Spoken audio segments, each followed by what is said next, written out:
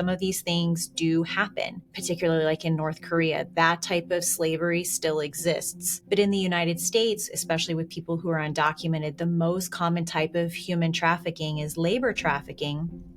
And it's right under our noses. It's people who are being forced to work 12 and 14-hour days in the Arizona heat, which heat is the number one natural killer in the world. And so when we think about, if you were being forced to work in extreme cold and you were freezing to death, and someone was telling you, if you don't do this, you're not going to be able to get a job anywhere else, and you know what happens next?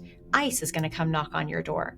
You would be like, oh my gosh, that's crazy. But when we think about it in the heat, when we look at it, you can't feel it. When you look at cold, you can feel it because you see the snow and you see people's faces turning bright red and snot freezing to their face. But here in Arizona, we have such extreme heat that folks will be on roofs, they'll be work 12, 14-hour days. They will have to bring water bottles up with them. They drink the water and then they pee in the water bottle because they're not allowed to get off the roof to use a restroom.